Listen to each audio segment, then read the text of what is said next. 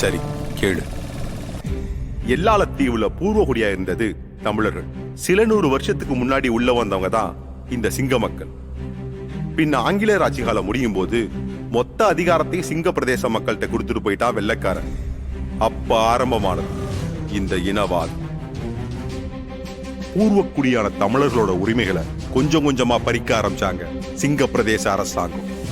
கல்வி, மொழி, அரசியல், நிலம்னு எல்லாத்தையும் பறிக்க ஆரம்பிச்சாங்க. தமிழர்கள் அமைதி வழியில தான் எல்லாத்துக்கும் போராடினாங்க. ஆனா சிங்க பிரதேச அரசாங்கம் ஆயுதத்தால மட்டுமே பேசினாங்க.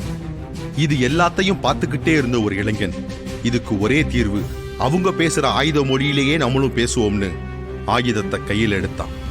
அவன் பேரு கரிகாலன். கரிகாலன் தலைமையில மக்களே அங்க ராணுவமா மாறினாங்க. அவங்க கட்டமைச்ச ராணுவத்துக்கு பேரு மக்கள் ராணுவ படை. அதுல ஆணும் பொண்ணும் சமமாதான் நின்னாங்க. இங்க எப்படி வெள்ளைக்காரனை விரட்டி அடிக்க சுபாஷ் சந்திர போஸ் ஐஎன்ஏ ஆரம்பிச்சாரோ அதே மாதிரிதான் கரிகாலனும் அங்க கட்டமைச்சாரு.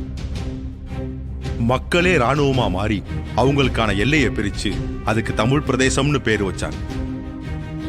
நமக்குன்னு ஒரு அழகான பிரதேசம் அங்கதான் சாத்தியமாச்சு. அது கரிகாலனால மட்டும்தான் முடிஞ்சது. அந்த மக்கள் ராணுவ படையோட ஒரு முக்கியமான பிரிவு தான் மருத்துவ பிரிவு. இந்த மருத்துவ பிரிவு மொத்தம் 3 கட்டமா செயல்படுவாங்க. 1, களத்துக்கு சண்டைக்கு போற அணியில மருத்துவ முதலுதவி தெரிஞ்ச ஒரு ஆள் இருப்பாங்க.